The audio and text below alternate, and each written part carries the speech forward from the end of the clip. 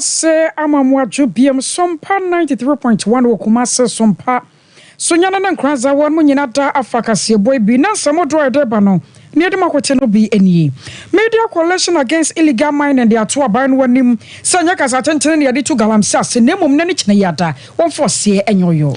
Prempage fo nso se wo mo de bebodin na fe wono mu a wo mu no saafo ni nyina afede na emi na nhyemin. National Commission for Civic Education ade atodwa wo so ambassador aban no ada ne galamsey ho sansam wo no I was sigina yakase na fei yetu ase wo maimu. Awie na kokokuafo e kasa sa aban antomu a wombe somogere watum na womobojo so ana. Ya tete sa inflation aswate akofom ye be manuoma bo enso akofom pa. Adechie chiniyama se wonom be maache na waye oye kire de akwakotia abato komisa. Na posi sadom no nso womaje womache datum. Ora John Dramani Mahama na ebokokoi sanso de tudwa atrose afia bato ya bato no abakwasam kase ebesi wo maimu. Sa fe na nka ebe voter transfer nka me se mede ebekwa so jaman esanse de wagina wo so di mu se wo motoma no nko a ode mabunu bekwa burochire. Afofro bi ka wer mu ho ne aboaboa no a yodne nyina baba so mo se enumere no nsia kase boyadam live. Facebook on your Sompa 93.1 and na YouTube no aya Sompa TV. Aya maran fi sanyumako bi adaroma and adane dan nyina da kase boy ebabesom. Express group ka ho bi na so 21st clinic. Wase wo ya sciatica expert papa pamizo and 5G so aka ho and through herbal center. What through capsules and so atayechi. Running makwa do non kaya bi abrepam yado wan mu nyina hon sampa ne samdaba tudwa asonfo banu ya yaje adwaba kenkan semi ayeme akosia aje wakode boaten anomeme ne ajapia apamdada afayan sam no nchemu ankasa enie abayo betena konya so no twantomade sin kokosa de afra ne sa galamsey say yetu former goodie be wi kire o magana yensu wanso ekwa ebretuo ebesa kra madache ye de ensagu yentidie enya de obepa ho asem no watie nam sa yeso nti galamsey mu nsensem awoso magana yetu ase enam sa yeso kra mpo ma wo pa asra fodom a wom kokko magana yensu wanso wakikiro ne miaya wodo bia na yetete yesa galamsey ekoso hwese ano betumi abra na so nyina amuo no ena galamsey ne da sokoso pa aka wo bi amansamtrofo hyemude bia koso Media Coalition Against Illegal Mining. One more na France for the ato one when much say kasa na ya doso no do. Asa aban no kasa na so ye hunu sabio action biada ya ekwoso so de nesi fom wo to na mo galamsey no eto atwa yensu wansu ani tiana enam sayo so ntini one mo to biribi na wo de amana Ghana ban say anya kasa ane yede ko galamsey ne mmom no se wo do nesi fom na wo de osia yo no eno ebetumi aboa pa na president aya wada Catholic Bishop Conference no aya Most Reverend Matthew akosi jamfi ana santrofo hyemude no wakasa wase asra ban no se na ne kine yada wo so de osia be yo wanya adwuma na Ghana fo hunu sampa galamsey no ye so otu ase no wo de ase ayoyo pa. Environmental protection laws, their enforcement has been weak and inconsistent. Corruption, complicity of political leaders, some chiefs, and the lack of political will have further exacerbated the problem, allowing illegal mining to thrive unchecked. We wish to state that Ghanaians can no longer tolerate the lip service of government of whatever color in the fight against galamsey. And we call for action not tomorrow but now, and right from this press conference. And all hands must get on board. I was your warrior president ya wada Catholic Bishop Conference no Most Reverend Matthew akwasi jamfi. Na said ye akwasi jamfi si kan wono wose more hands must get on board na chese nsa no nya dodo. Neno na private newspapers na fe online news publishers association of Ghana ye fra omo prempag wɔn nso aka wɔn ho na wɔtwerɛ krataa tententen ɛno da ɛde ba abɔnten kyerɛ sɛ galamsey kon no wɔn ntumi nya amokro esan sɛ nyɛ okro kon na obi bia ne ho bɛbɔ mu na wɔn bɛhunu no ne din ne mfoni ne bibia bɛba nkratam ama Ghanafoɔ nyinaa hunu sɛ sumasi benten na ne ho ɛwɔ mu na wɔn ka ɛde aba bɛsi sɛ ɔpem so okra aka sɛ na ano wɔkɔ guai sɛ de na pra nso ayɛ no na asefem na ne nyinaa no sɛ yɛbɛka bom na yɛbɛtumi akɔ saa kwen ti prempagefo nso kyerɛ sɛ de ombesa yɛ naming and shaming no media coalition against galamsey in this renewed fight against the deadly galamsey menace in our country. Now, in order for the agenda to succeed, it is crucial that our members resist any form of influences, whether monetary or otherwise, as accepting such inducements will undermine our contribution to the fight against galamsey and the collective effort to protect our environment. We also call on Parliament to demonstrate leadership in this fight, as exemplified by the Asantehene Otumfuo Osei II, and to act without partisanship, considering only the long-term welfare of the nation. We also call on state institutions to act responsibly in mitigating environmental destruction. We urge the strict enforcement of laws that govern environmental sustainability, economic development, and growth. Additionally, technology should be leveraged to address the environmental challenges posed by certain illegal mining activities. Eno ya prempagefo pani a wogina mu ekasa ma wonom na ate se wo kire obi bia ne ho galamsey mu no yetwa nsuo no mfonye de to ho na umfoni nso etare ho se de beye na upie ba bia yebo se galamsey penken na ebey. National Commission for Civic Education yadwumako ya Ghana ba ma won mutumi krata se obayan kyerɛkyerɛ de akyerɛ omamba passa de ne dwumadie ɛwɔ mai mu na tetene ne ya wada no Miss Kathleen ade ato dwa ɛtrɔ sɛ bɛna so pa sɛ asrafo dom ne aposifo dom ka won ho bomuo na wɔn rasa galamsey no baabi bia da yeto bie no wɔn batumi ahwɛ na watu ase wɔse ne galamsey no anya abanko asade sɛ wotumi hwɛ na momuo no babia adru no ya trapo sɛ ɔmaga na asrafo fom na nsi fom na wɔn ma hwɛ sɛ yɛde wɔse bɛyɛ ɔhwɛ no yɛhunu sɛ galamsey no ɛyɛ akɔbɔne enti yɛbɛfa no sɛ obi bia da ɛyɛ wotu galamsey wɔ maga ne mu no yɛbɛhu nipa korɔ sɛ wɔyɛ mambɔfo wabo mai bo krosa mai na nipa no yɛbɛma mmara ne ne de French mu a Ghana yɛbɛbɔ so gye kyerɛ daakye paa wɔsa saade no a ɛkɔ so na hwɛ nei yɛhunu sunsunsuansoɔ ɛne wɔ haw kɛse a ɛbɛtumi de abrɛ na mmom daakye bia ɛde animu de ba no ahwɛ asɛm yi a wɔkɛn wɔma Ghana yɛde ne boɔ ɛbɛma no existential threat to our country, to our environment, to public health, and to the prosperity of our country. It is not just an environmental issue. In our view, it is a criminal activity that undermines the national effort towards sustainable development and environmental governance. It will absolutely be banned. And government has the power. They are the elected representatives of the people. They have the power to do that. You understand? But as I said, galamsey is not something that started today.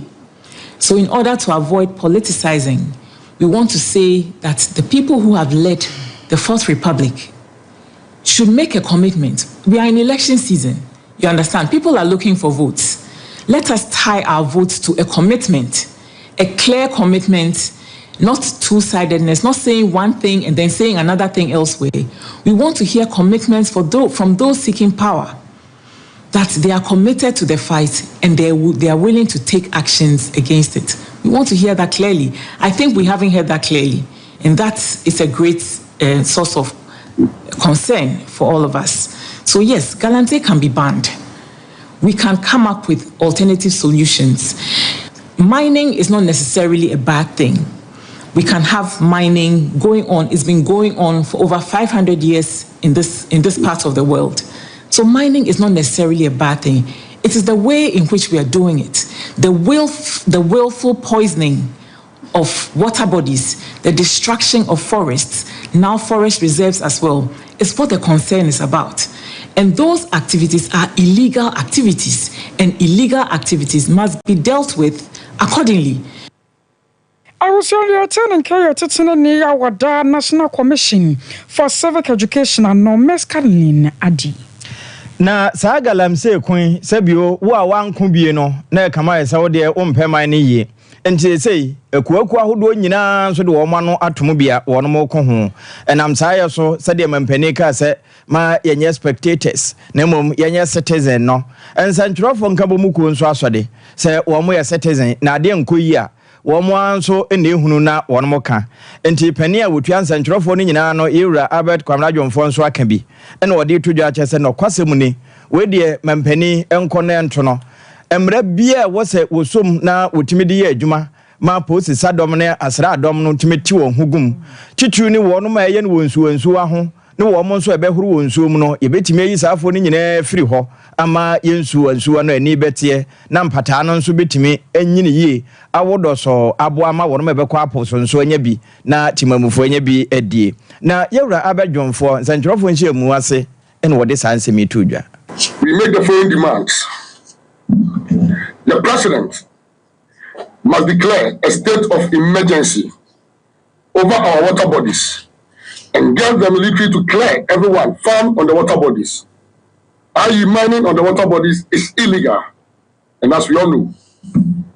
2, all planned and active mining concessions overlapping with river buffers should be abrogated, and all mining activities within 100 meters buffer of all rivers and streams should be halted immediately by the president. Failure of which the president must implement the full force of Act 995 without fear or favor of political color and status in the society. 3, almost all water bodies take their sources from the forest reserves, so all entry permits given to mine in protected globally significant biodiversity areas, GSBAs, must also be abrogated. 4, repeal NI 2462 immediately. 5, all the presidential candidates of the political parties vying for elections should publicly declare their total support for this crisis response. Failure to do so, it means you don't have the nation at heart and you cannot lead. This is a challenge to them, and we ensure that they do so.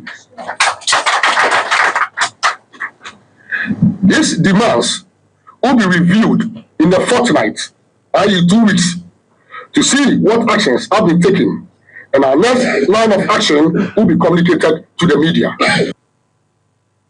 Eno Ghana nsentrofo nyina pani Ewura Albert Kwamradwomfo na ate se ne wo kasa won nsentrofo nhie mudie na se na wieye no engineer Dr. Kenneth Ashegbe nso ekasai wono no Media Coalition Against Galamsey pani nya nne na wo mo akwa pa aba na wasan ka ne ho biu na odi atodwo eche se wo mo maban no enkosi se ebobo mi nya se ebobo akọ na wieye wo mo anti bibia ene wo mo ne nnwumaku ahodo no a wo mo nyina pem se yebetu Galamsey ase ne be kan bom na fe wo mo atintesi kokopa e de akiraban. So as we've said, we are working in tandem, the media, we're going to be working in tandem with the labor unions. So definitely there are going to be some demonstrations that are going to happen. There's a strike that is going to happen. What we as media were going to do when the strike starts, we're going to black out everything the Ministry of Lands and Natural Resources, everything environment that they do concerning this. So we pray that the president will act now. The president should act now. He has the power to go into the Constitution in Article 31 and declare that state of emergency. It is not enough for the Speaker of Parliament to come to Parliament and lament like you and I. If he knows those who are involved in it, because that's one of the things we as media, my charge to also you, we need to start carrying out our investigative reportage and start naming them. Start naming them, putting names out there. It's not only name and shame. We're also looking for lawyers. We're looking for lawyers and we'll start taking action. ICC is a place to go. There's a conversation about ecocide. But even if ecocide has not crystallized yet, we can go under poisoning humanity. So yes, we are exploring all those possibilities. We've been talking from 2017 up to today. We've stopped talking. We will now put pressure. And in this stage, as media, we are not going to report what other people say. We've taken a position. Our position is for Ghana. The Constitution puts sovereignty in our hands. It's not in the hands of just a few elected people. Where was the NDC when the LI 2462 was passed? Where were they? So they themselves, they are culpable in it. Again, go back and look at the history. In 2016, we had a president, the current president, in Obuasi, talking about the fact that it's a lie that when he comes, he's coming to stop galamsey. So what does that mean? It means what? Perpetuating it. So you saw 2017 TBT go up. Then when we started the fight, there were elements in the NDC as well. One of them was caught on tape talking about the fact that the 7th January when they come, they should go back into the place. So 2020 we started, they left the war. And they've never gone back to it, Operation Halt, all of that. We've seen a parliamentary candidate say he would beat up, they should beat up soldiers who come. That is a crime. But then that person should be prosecuted. But what has happened to it? Nothing. And am I hearing some other vice presidential candidates talking about the fact that they're going to release excavators? What is that? Yeah. What is that? I'm also hearing some other presidential candidates talk about the fact that when you ban galamsey, job what? What is that? We are in a crisis, and so we are going to be asking to meet all the presidential candidates, and we want them to put it open that they support this, whatever action that we're asking for, they support it. Hey, asam na yere amanfo boafu pa Dr. Kenneth Ashigbenu no na otese na woka ICC anya asori o International Criminal Court Hague ton se Ghana ne ntimi nka omo de bekwa am no ne na asam no nso aduru mo mari anim uhun se ne Rose Bonensa na wo pagya ayere se beye na ebetimi akoatia ehon mframa na asase eboi.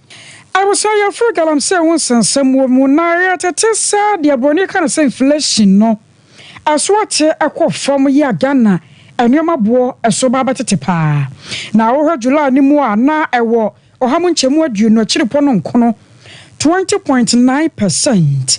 Every Sanabosum August yade banu ababa drew 20.4%. Nessa eso atikakra. Wei ayabanko ntabuni Professor Samuel Kwabena anim. Ana anesem chofo kasa ya. Wadi atudwa atrasa inflation ya eso atie yi. Ni nyina da professor o my Ghana economy no. Esa nya nantuo bi agina so. Baba boa ye ama ye hu se enuoma boa dodo no eso baba tete enuane boa bekọ fam entare boa bekọ fam ma Ghanafo ye nwasan han ye papa ebo no ne nsamtwofo ekasa no sei eno cheche ni semufae. Second consecutive time, overall year-on-year inflation has dipped from 22.8 in June 2024, 20.9 in July 2024, and currently 20.4 in August 2024. This means that for the second successive time, we see a decline in overall year-on-year inflation. Over the 13-month period between August 2023 and August 2024, inflation has almost been halved, as it stood at 40.1% in August 2023, decreasing through to 20.4 in August 2024. On overall month-on-month basis, over the 13-month period, we're recording for the third time a consecutive drop in month-on-month overall inflation. We saw a drop from 2.9% through to 2.1%, and currently the deflation of 0.7%. Indeed, the deflation of 0.7% is the significant deflation that has been recorded in the last 17 months. Disaggregation of August 2024 rate of inflation from a food and non-food perspective. In the month of August 2024, we saw a variation of 2.4 percentage points between food and non-food inflation, as food inflation recorded a rate of inflation of 19.1% relative to 21.5% for non-food inflation, which means that we continue to see a reversal in the dominance of food inflation. As for a second consistent time, we're seeing that non-food inflation is higher than food inflation, in this case by 2.4 percentage points. We're seeing another 2.4 percentage points of a drop in food inflation between July 2024 and August 2024. In July 2024, food inflation stood at 21.5%, and this has dipped to 19.1% in August 2024 for food inflation. In contrast to the observation for food inflation, we're seeing a marginal increase in non-food inflation between July 2024 and August 2024. Professor Samuel Kwabena enim. Sir, inflation no yɛka sɛ ɛso ate aba fam a ɛnyɛ nwanwa ɛsan sɛ koko wɔn matum na yɛto koko mu nso a sɛ tie bia against koko 3 enti ya na utime bobo sia kra ɛde yɛ de ade bɛyɛ akyire no watete atua na wote sɛ na yɛwura Joseph Boahenedu ɛka sɛ na kwasɛm ni ɛboɔ no de bi ba bɛka ho ne momo tie de mampani bɛka yɛwura brand champion a wɔyɛ so afɔ hwɛ yɛkua ho nsɛm so akasa ɛna wɔ sɛ wo hwɛ koko boɔ no ba bia na ɛda akuafoɔ sɛ yɛmpagye mma no nkɔsora na ɛyɛ ɔpɛpem no aduonu na afei sidi aduɔso ɛka ho sesei ɔpem baako ɛne sidi aduasa ba bɛka ho ama aduru ɔpem aduasa na ɛno no wɔkyɛ sɛ wenu deɛ kura no wɔ mo de hohoro adwaye sɛ wɔ mo kɔsoa no wɔ mo to aba no masono a ɛbɛkɔ animu akyɛnsei na wɔka we nyina no wɔkyɛ sɛ ɛno no nkyerɛ sɛ wɔn mo ɛtɔ nso sɛ bio momfa aboɔ nhyehyɛ hyɛase ndwoso no na scale no akɔsora yɛ 64 bɔtɔ 1 kilo na wɔn atua 30 million no nti ɛba ne saa na utumi yɛ wo nneɛma yie di asa tie bia obedidi pɛkyɛ. 2023 in Tepa, we announced officially the opening of the cocoa season. In between time, we have been offered different prices on the market. You are aware, during trading, and we have also attempted to offer cocoa farmers different prices. The most significant one that was worth announcing was the increase from 1,300 to 2,070. So in announcing a new price, you have to now relate it to what announcement you made at the beginning of your season.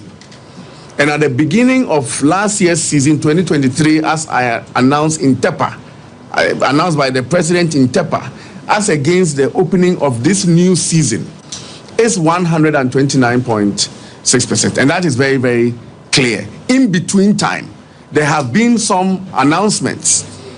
Yes, increases here and there, but it's in comparison with the beginning of the seasons, and that is what we always do. The issues are not obfuscated in any way, and that has to be clear. Number two, I thought that you work at Bloomberg and not at the finance department of Cocoa Board. But they are still accepting applications anyway. So I'm not too sure why you say that Cocoa Board has no money. It is a wrong impression. It should never be put out there. Okay? Cocoa Board is well positioned to buy its crops from its farmers and trade same. Okay, so nowhere has government reported or Cocoa Board mentioned that he has no money to buy cocoa. Eno so afọ hwekua ho nsam so yewra brand champon na wakyerɛkyerɛ sɛ de na tena poyɛte ɛwɔ cocoa neto ne sesei ba bia aduru wɔ se 30 million de apɛsɛ ɔyɔ bia obetimi de ayɔnti wɔ mo nhyɛ mu kana na wanyere wɔn ho ennua bi nka ho titiri ne ba bia ne galamsey asɛsɛ ho nyina. So you're twice some so now can a penny John Dramani Mahama Adia to jar at your say and chokra. Oh my Ghana Bako someone Yaka Sebe say in your bar, your Baba Mampany Abedi Chiri. Was it whereby your Bako somewhere did kind sunset and Mawamua a year, a Marshal Kahua, and Manuel Manina to me one kind pa. Was so about to me my father pa, and Malkodakra will soon yasua no to me so that a pa Manuel to me quay. Now, Professor, a Janano Pokwajiman and so Wakwa Batampa. Dana nyina no andisi amayoko no wakere wo mo ne panti no ene ne wayi ne se franka tuni abedi akire enam sunti wo ka de akere Ghana fo nyina se o man sesan pa betumi abam e man so behunu wo mo bobre no manya bobre pa ene da ache pa e wo ma Ghana mu a wo mo so betumi ato obande ama andisi amayoko no sanse ene pa bebre ni abakosem pii ena wo mo ede bo mai wo hwe a ejume bia e wo Ghana ha bia oba ye bi da a minister for a judge for the police soldier a driver for a jume bia wa hebia oba ye bida and juma mienu e wo Ghana oba enye bida any vice president any president na nenso de nyame adom menim say 7 December abatro ayebetui your running mate oya professor Jane Nana Opoku Ajeman. Yebeto abana ewie no na nyame adominti. Ghana bakosem for the first time. Oba ebeye vice president of the Republic of Ghana. Na memi ojidie se nyame ma yankwankwa dia. Mi ojidie se edebi beba yebehu oba why president of the Republic of Ghana hada. And to wait there, Menka Sanche, near the Midibejamo, and it's a batro every persona. To the beer, a bit more drink say, I was only a turn and carry a Kanaman Penny John Dramani Mahama. Ene ye wo Chinyama nyoku num na sade enura na Ira Mahama yakasa wode to so eche se nyame de cha aboso me de to so dadu nanso Chinyama ni nyina beko abato komisa no office esanse ne chairman kro edi kan dada na wo mo kwa sa voter transfer bi no ekokọ so ebidin akopie ba bi abra wonye transfer bi ampo no sa na mo nyina yese free mu eno ho nti na wo mbekọ hoyi ewiabre mu no ye bo so kire wo se wono se ebe regional offices nkwa na wono mbekọ na ansa na wo mbekọ no je posi sadom no ebo ho ban wo mo gitum nkwa de a ene trotropfo de ma amanyokue yewura fififi abakwete e de atodwa se wo mako ho posifo na wono mo kwa wo so age atum a kire wo mo me ya wono mo mfa ene bra won hya se ne bra won de bewie nyina na wo kire mu sei e kire so mpansa ntwerofo.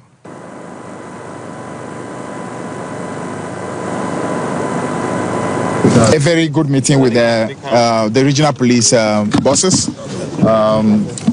And the agreement is that we are going to proceed with our demonstration on the 17th of this month. That's next Tuesday. And it's going to happen not just in Greater Accra, but in all the other regions of the country at the same time. We wanted to have a confirmation about the endpoints. In terms of the routes, we had an agreement that we're going to start from the Kwame Nkrumah Circle, proceed through to Farisco, continue through TUC, continue through the ministries, and come all the way to Parliament, and then end up in front of the premises of the Electoral Commission. We wanted to have the exact location. That's why we came in the police to come and see exactly where it is we wanted to have the termination point, and we've been able to agree on that as well. Generally, in terms of the importance of this demonstration, is to say that it is something that is beyond the NDC. It's a critical election ahead of Ghana. It is in everybody's interest to ensure that especially the register that's going to be in the center of this whole election is credible. It's one that everybody can have absolute confidence in. We've had clear instances to say that there are issues, and we are pressing for forensic audit to be done, and that actually is the reason why we want to embark on this demonstration. The NCO just rightly said, if there's really nothing to hide, then there should really be no problem at all. You should be able to open your door and say, listen, come and check and be certain that there's nothing, in order for the whole country to proceed knowing that everything is okay. So generally that's what it is. We are asking the whole of the country to join this demonstration. It's critical for our peace, it's critical for our the very safety of our elections, to ensure that this country is able to go to election and come out in one piece. It's critical. And we are for Penny Edemach Niamanyuku was a about a commission and be or DC. No one can say one more about a demonstration. Any ones will boom. I was say or chain warmer, no more aquaba. Now or J more anojesem. Fifi Fiabe Cote. I was so your tour and some so now our power northern cocos want to ma our bono mantamu. I yes sunyani. Na and I'm so teaching ya wada northern cocos no ano. Alhaji Saidu Adams adia tuja say. So we show one pempi no and this yamanyukono. One more to foot road ya go Ghana for any set as MPP form Sabio any anum sim for some entina ayano mum possess ni bedi one more show and their kaka hono. Now so baby see ayana what the entia SCA. And now you know MPP form among the some no anum kikani nano. Aye rodoradan some now mobuapa. Epeso mo kan someone and kenu anum sim for MPP kurampono. Akwa Sabio asante for party and their kaka home. And I'm sorry as soon to the was ready nianum. Not necessary. I fear about Troya Baba to no. Dr. Alhaji Mahmoud Bamiaya were no Eddie NPP Manokon Wanimuno. One more some but me at 2 months and Papanway Srebni. And the Andes Yamanokona cano. One but me at the Shunkunimua. I just have fear batono. Omunina to meet you to me. Obamia. Party no ayi yenya Srebni Edinamaye. Being said that yes, you for now, you walk on already. You can't walk, boom, say, Baby, a Jumade, Eddie, a boy in Nia, a large mamma, Manadu, 7th January, Obey President, Ghana, inshallah. They are there, BC. Then the entire country said, you are no more in this for the 2 year team, say, 4 party in DC. And they are so MPP for Yanya, or yes, Mia, or no flag barra at the MPP. It's a Kaya who won't already say about the Jumade at the Amano. 12 constituencies now, I open the region, inshallah, say, what did they say? Any Adumadia, Yababe, Eddie Abuan, better say, Yabeji, that's what she's for. No, Ora, Enoch, Nyako, one no qua Jama North in Pessoa. While Rosso become a soldier of Fidiama and Pipia Manukono Dimu, one so Ekasaka cra. Maybe I'm going to say, MPP regional chairman, if you blow Hanum, NCCE regional chairman, if you blow Hanum, and the competition after any easy. Because you perceive good, your papa see to continue myself, or blow Hanum. And see a baby can be so a baby Martin, I go house to house, said a baby to my big kids. Now, maybe who send this community probably bear the Magana for. Because you have a part down the money Mahama catch and say, I agree, and I'm Panamanaka, and I'm still doing the idea of it. And internet, and Medino, and we are Muslim for come so by year, my dance and a baby to me, dear Dr. Mamuku, so which may be kids, Magana, I find papa, now say young Punju or my mom. In any way, this about this of 8 years, no be this, no. 4 years, no be the who never be away by MPP, the meeting necessity, and one, and good will come free senior high school with health insurance. In Yama, my penny, and these people by their work when you're a Guagana, my bottom. So, where German North? And people are my corner, Penny Pie, or so become a civil fear, our honum, or Enoch Nyako. Yura, Pius Hadzide, Penny Okwasu Jamaya, one Egina Sayan Twaba Mano, Ewo was no demo. Na over 2017 ton Nanado, a Momo Bakuni Dicano, no a swap for the here. A good year one some so. One on a pencil, and answer trophy because Australia, a more visa. Abrana or Munye prayers no. And was says has some no cray by ye, o hair free Ghana, Echo Austria, Pa, Quantin, Anya Head on Hirumoche, Ubicha. So to miss will be no cinema one more coy idea. And then now will bet me idea chance. Then also cry fear the button when you know penny suspending or hearing in same way who said none of only asked him to a clan. Clan agent. Now, what clan you and we say, well, come Rashabe fee, it was with my demo. Now, what they were qua at the chair. Ghana ya kwa ko bono wa America. Wabebwa de mabuna ko paama se ne obeko German. wobɛkɔ France ana hemfa akɔpɛ adwuma ayɔkora no wɔde bi mu bɔkɔ nti wɔn nto aba ma no wɔto ba no amabunu no wɔde dɔm no bɛkɔ aburukyire aka Australia na nanu mu ni masembe ofri Ghana na uko Australia obetina aeroplane mu 18 hours enukura no nipa bi etumi di mechi akọ World Cup eba ayeba bebo afifufura ayeba be wure mu yi ye bebo no ewa America enunu 7 hours pe na we do America na nanum se mo pese mu manomo enko America no mu ko bobra na sika bi emrefia to abane mame uye bebo no ewa paso uye bebo no ewa desase uye bebo no ewa Newtown na pese utukwa me Pius me be ye we pia me di obetukwa me di obeko na me no me ntise ampem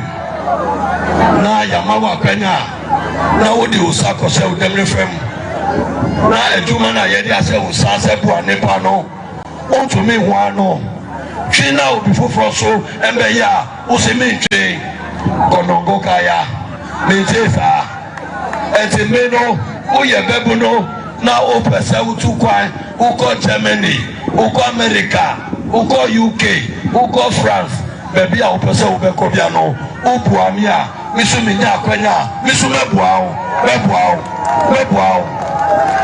aka Australia na nanu mu ni masembe ofri Ghana na uko Australia obetina aeroplane mu 18 hours enukura no nipa bi etumi di mechi akọ World Cup eba ayeba bebo afifufura ayeba be wure mu yi ye bebo no ewa America enunu 7 hours pe na we do America na nanum se mo pese mu manomo enko America no mu ko bobra na sika bi emrefia to abane mame uye bebo no ewa paso uye bebo no ewa desase uye bebo no ewa Newtown na pese utukwa me Pius me be ye we pia me di obetukwa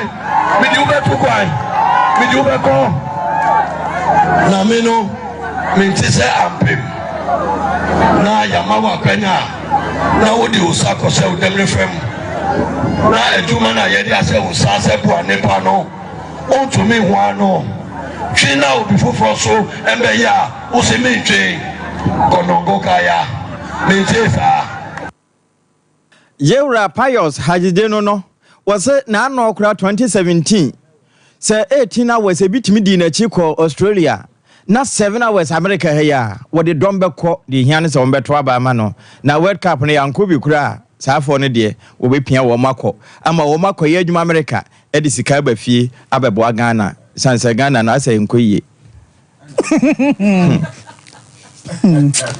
yeah di ho ewusa ye to aso awutu okwampa ano eno wazi nto aba mane na ye nko hi America enko ye first camera ye mewe Ghana yie ya mati yensunum na eninye fe nto aba mane na do ko America na we so jamaifo mom na ekoro ye nka ho okay ya to aso awusa ayakwa wutu senya West Mansinemo ewo omaimu a na awutu akwampa ne yadri wonmo so ayo ya kire adiatia wonmo mpanyimfo a kire saba bia oman no waduru no a aho kire fita amere ya no waja ya dwene ho kwampa befa so bekwa America ibie no womo de ne de esum kabi na adrum wonmo nyasam keto akora cha se de atamu oda no na aduru so na womo kire se ba se na wotwe miensanie na wonmo da sumu womu nim se o ma ye ECG for boni o eno mu ntumi nkan kire womu de o mu ntumi nkire anansa ya so nkire won ma ye ensanhwofo nhia mu wi kire de o ye kire to aso kire so mu bisa ECG for se boni be no ma ye womu nka mu ntie no ma ho ma pa chewo sansan ye koso no ano eden ya ne orura kwabena abe ekasai wono ye kwampa community opinion leader na de wonim de fa semi hu o chechim de che brother yantin asem papa anakasa yakotia yakoya kebusuna egu high tension nesu no omotwetwe ni nyina ya Fred DC say asem atwe ni nti omra emwae ya hwe n'anim awama ya tunsa fra MP aso se ni atu ani enso ye huhwe esense bu letter se ni esini ni na ye huhwe nukwasam ni ekwosu sese aban azeboya dia and your kwampa ye hu ase papa because ye clinic na ho no voice ye wo mu ni ya den ase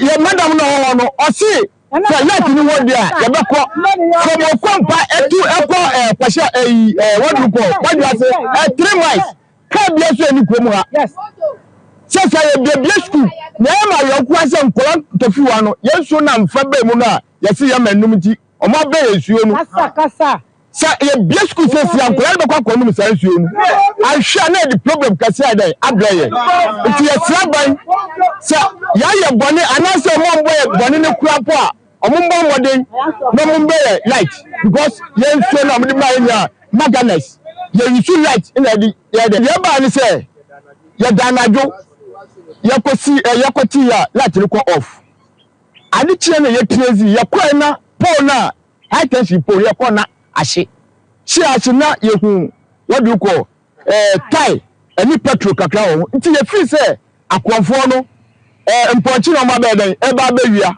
nti ya mfa ye ni den ankoso na ni tie duo da ne ye kokwa ye yiye hamani nyina nti o mehwe maya o man ba to beat ye fira mo so mo mra edibe wan wu kansa na mo ye den o modua ye ntumi hu ye hyem nti a yisi difo ne den o mo ye sa se yidram ba mu dia na chese be da suma ko akofi afibo Abusuamu ya na nso mekọ nim wose fifiboni efra abo aponche obi nwuru bintia anko be hu no mobopo a wei aye awutu okwampa no awutu senya west mensene mu wonfinfi mantemu mezo ana ya kanfo de ama wose nya bi no nomvo ai na entumi emwa o ene ewukwada oche ye wo fie na yesi memenda ne kwasi adamu anu no wonya mezo ana 5G 0246 270221 Express Group di wutu kwan enkrofo US you ko bi UK Canada New Zealand ne ade ane nyina no ye express o afa wase wo pa kwantu mo futu samu a fabada wo mo no mo wo kumasi asafo labor runabout enkran kana she first light 0249 000448 0249 000448 through Herbal Center through a capsule saba atumi sisi ade kokko ni ayam tim enumere yanko kwale na kia ba dani haba Miss Dia Pidank 0546 107107 21st nie waso ya siatica expert anyasem keto amayan Canada woto asentini na etwenwa de aba na amromu emu hyehyew emu ayodudu ye so obi na abodua apa nwasem kantam ebia na siatica woko kumasi overseas junction wobaya for radio wobo second so quarter crime court junction boy dome market mom yes ana sunyane nkranza tachiman obehu wo mo frey wa 0540311311 abuso ye gina wo so ne ya dan ho ye ba ne akachi no ye beto so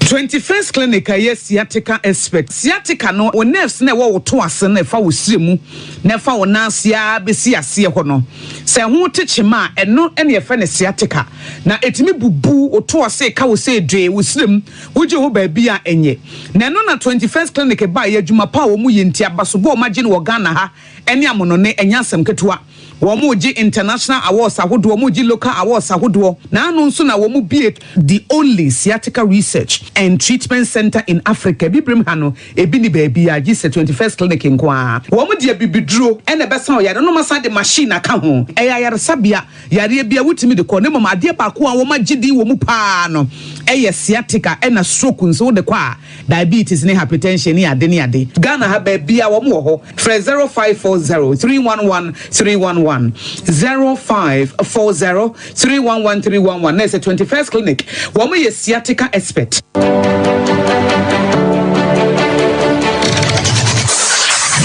Introducing Mixer 5G Sparkling Drink, a whole new refreshment in a can. Mixer 5G is a tasty non-alcoholic drink. It is a perfect companion for all your events, including parties, weddings, and funerals. It is made with green tea, ginseng, guarana, grapes, and grapefruit.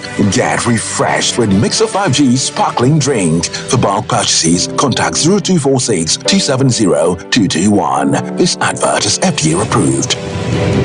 Brakasa ye duabon waso a ne dwumedi wo nipadua biara pom den ene na brabo mu ne hieye pa enye brakasa nko nuaban ne haban bi te se ko nsusu a abonwono ne dia akeka ho no kura enwanunu ahodo a ekọ animu yi ankasa brakasa ne sa nuaba yi binom ne akeka bobudi afa abefo kwan so a ye de aye brakasa powder siesi nipadua na baako ahodo no ho ban afri mpani yade ne yade ahodo pi ho fa enkodate de ma baako freduane anopa ne anwumre anafa enkodate de ma baako woni nsuhie yeti anopa ne anwumre wobra wodidi awie ubenya prekese powder to Kingswalk Herbal ne Heroes Herbal Accra Okechi Drug Lane Dani Herbal Kumase Mensa Takrade Mose Pharmacy ne Greenlight Pharmacy Sunwane Kashenkari Supermarket Asantoa Herbal ne Bibidro Depot Techiman Sewa Herbal Mampong etufo mfre 0550 19 15-14 prekese powder aduane san yedro FD ahwehwe sankra to emu agi atum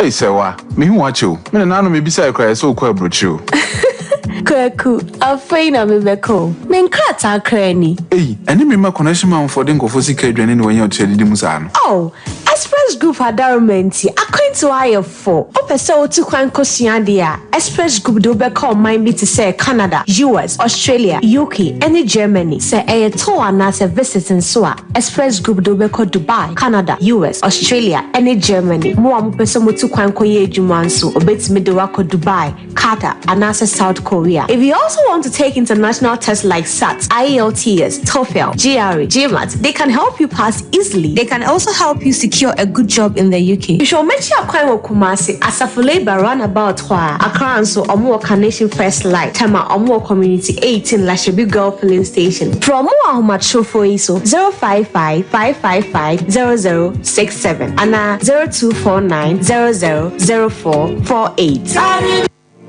Here in Ghana, when it comes to chicken, the good old days are back. Why? Because Boris B's Chicken, BBC, is here. Yep, give your family and loved ones Boris B's Chicken. Fresh, tasty, delicious. Boris B's Chicken is produced right here in Ghana by our cherished poultry farmers with support from the Ministry of Agric.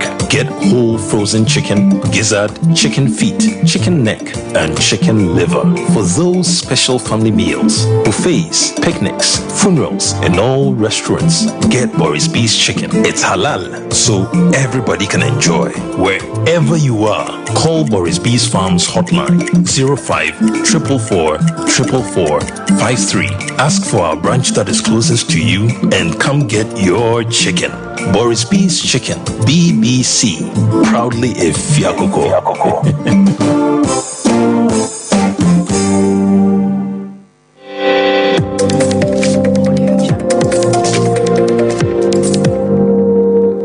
Sompa TV, Emma Aketiapa.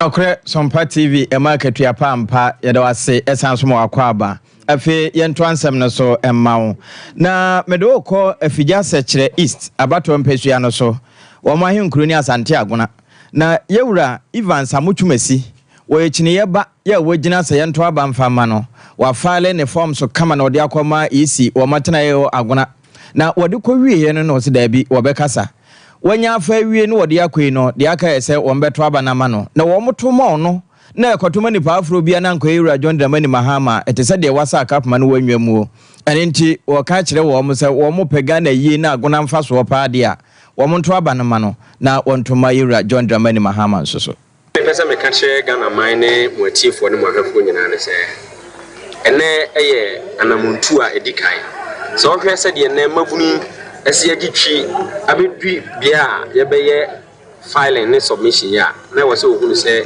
ensesaye na mkwan so ereba ye kan ya kan se sanse mabu na wo ha nyinan ohia nwuma ohia ne obeye ahokire aba won so ode won saka enka okodwa mu a ontimi nto eniema kakra wo so oton no so ebo no aye dendenden eno ntinene onyina abomuchi ede odo abeku dum amaya beye fale ni a wo kanyina ne say December 7th atuhene ne asihene fo se nyame ya adom no ma yankwa ahoden wo mu na yekuduru abato bia na yanhwe bebia se omompani Dondamani Mahama yato ama na wie no constituency bia ye obia no parliamentary candidate bia wo NCCE no yantoma no akankane afija seche istia yemme events Chieftaincy eno yewura amochumasi ya wagina se yento abama no afija sechere east na ewie no ne chorofo ewo mpotam ho ya oten adutwum wono nso de ne de to aso sei na American say your constituency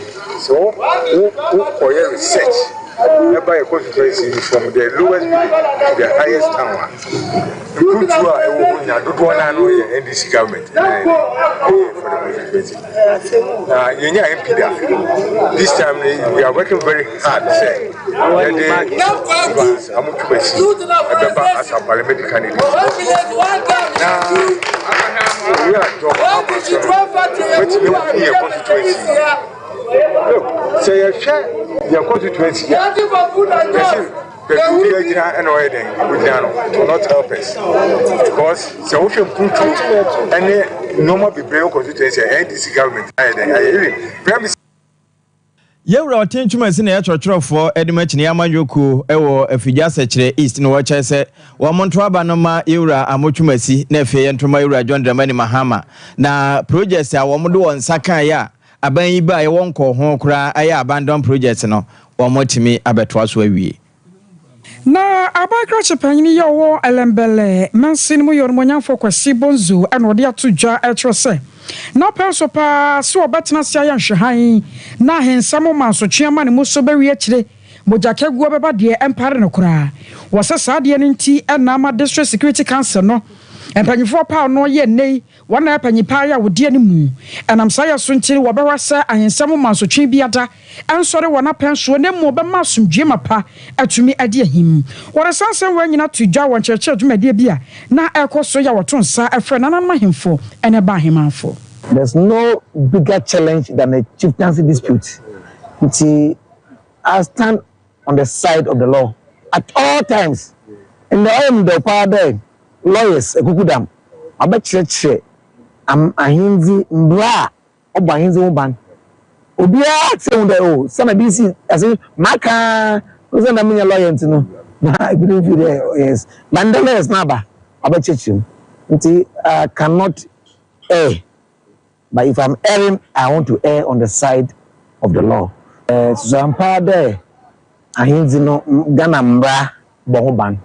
Na I am so young conduct as chiefs. And should they would this or him now? No, the man I shall once or the man shall once I there soon and Brazil. As soon ma would you may also ni na any internal vote the mindful for. Budinara or Busafono, no was so there, but for him. No man for so wasum. In the last 4 years, several chieftaincy disputes in a way you need to remember. No Sunday, the bra engagement, no, yeah, the Asano. I'm watching on my for your coach, Madia Siano, one was a saga. I have some man who saw Cromwa, Basabasa Kosopa. Especially Mimi Krum say, I have some pajano who so pa. Ti emo how be brave, but Kronum be Sisi Empire Castle in Yamaya Doma a coffin. Yet, say, could do baby no nature say, Mehine, Nempaniphobia, why he fear ma. Yes, Salandia, he fear her sanka. And yet, this year, Bermois, and can yet. When you nanka a PP, and as to this year, now who are then in a modern bar, as they dissect. Bermonti, ama Bibia, Ayasum, Jomo to me rescue. Omwana na nane ne penifo no mo hye ahefie ho no edo mo ko ba bi ma problem biala ama security wise na o be kasa fa ho no ya de ohia pa wo elembremam istinze ma traditional council no sande basabasa wa kodo no se de me na mo no wentu a nke ye nya asomdwe kwa wo piru abrasi no obe now what resolve that thing na just see a Ichelembre any more baby or because aban NDC MPP sebio conflict beba nanso within 3 months na twemko I was aware Jumedia Sonko Yakoso ewo elembele mansinimu Yemfre lembele na yanko ahafano southwest e wasantimantemu heya na eho na Yura Elvis Osei Frempon mensa dapa wono wagina se yento abama no woyesono na eba assembly ho nso a assembly members ni bi wo ha wo se wo mo de sebi sede wo sika wo mo nsam nti ya hyade san wo hwene se wo NDC fo na wo mo se niam bi ikoso wo matena se ahwa kama se Ghana ha ba bia parliamentary candidates onyamba konwa so mpo Dre projects yi baaye no excavator piloder obohunu wo mfoni tetare ho na enam ejenchia adan se wo mo anede aba eba beye man ni yie eno wo mo chese no kwasem ni saade no ha adwene pa na mpanimfo nim no wo mo toato aso saa wo mbeto ntazukoko ede a kire won na no na wo mo bopini Yewura Joseph Frempon wo ye DC ebusa se na ye den na Dre projects baaye a parliamentary candidate wonya nkomra se badwafie kura ada Mose ono na eyo na nimfoni de dada ho ne no Yewura Frempon ene ne wo mu hia ya wogina wana mu kasae yenya brene fi se afano southwest ko for the sika dwanan kanche na ecosystem empo se NGO obino abeche yenkunya na ya brand nkunya na de parliamentary candidate MPP meeting ato se donated by honorable dapa nkunya gumati ay common fund na a sponsor afande na so nche yegu atire se donated by honorable dapa e honorable dapa ni DC no ayeko DC ho from this year no mutuo wa confirm this is common fund ama ojitum se nchaya na wrong e to be sure so on paper e je ba ha no e de ba sunjemu ba yese na signal se nchaya no yam paper di no on paper di no se de be yan kofa asem bi ama sanse ke common fund sika e sika me no mienu ye tua tax ye omu mienu ye direct and indirect se wo to nso kura tua tax 11 ni nyina e tax e ka ho bi eno ne akaka bomu a ya buy no dia sponsor we na aba no sika ne ma be mo sika ne ba aban betie for assembly ti wono ma ya assembly members bi NFH ne yama bi a wono mo wo ahafano southwest na wo mani abiri ne wi assembly members na nkasa nso bi e kire se wo hwe drip no kura ba ya Yewura dapamfo ne teta ho ende nka wo mo ankasa na se nkonwa pa ye common fund de na wasande na ade abebo ho abra won komra se badwafie da na wo se wo mo kasa ho eno nso wo mo kasa you has a peaceful party but the asema member the coordinator DC edeba no oya ma didi ni sabi wonchu nchaba yentem ade no the common fund na akoto enti ni ku kwan se honorable da party ni bo ho ti ya sem nyina no se waka che se by mistake no we sa de no ti pese free na akopim Friday de ya pipa ni nyina me no wa kromfo e che se anytime history repeating no a yetimi che no e charge no because he has no right to keep street light in his house ti e say ni ya papa DC say street light so aba no yes no prepare yo onchem say also on fa maya on fa electrician momra ye ntero mabobo ye ni problem be na mom so waka say kodi obi a e illegal hot ya no there not for a political party no say for political party then you should be referred to their party say their party chairman but when for the welfare of your constituents na pa say aban a minu nyina esika wu Sebi ya banjuma umti tax wa usu nya banjuma ne mu to ade ye ti tax from tre say omu nyina MPP for an assembly members eno assembly members a wono mo wo ahafano southwest a eja ba assembly project man ase wo mdwumadi a wo mo de nka wo mu ni party bia na nso sade ekono wo so wankasa oti hu a ye yiwa yibone ponkomalusa pa na ibetwa ede asi so bra enya odia Anshamudia bi akoso wo secho south mansin mu assembly members one more antem na anshamudia no wase no wanam so ekoyi presiding member ya wo baba boa ama assembly members no won mu shamudia bia no atumi awiemu die pa e won wo de kwato dwachira se assembly members ankasa wo munwa nam nkakra won munya no nyame anim ni wo mun santumi nka enti wo mu bisa wo maban kra chepanyini se anyam bia baba na eba enam so ama won munyafo Catherine Recklin wodi atudwa akyerese antakura aban no aya hoboa na hyehye pa se wo badoma ma assembly members nso wo mu sika na se tefa kakra won mu sa atumi aka bi said the esgracia netie Yeah, the IGF Nutria. Moya 49 on calculate. Now, more sharp. IGF for a Jenny Hano.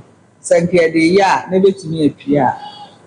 Enti a bar connecting that and near pay trouble. Now, a copper was never na a Pia. More man and ham. For the abbey, I pay no more changes in necklace. Enti, Omu Vienna, Bank of Ghana, BIA, a better Bosnia. Na yedi apiama Anoche no presiding member ya Obafo Frokra won munya for Pepra Hereford won so ekasai. The first time I see as an assembly.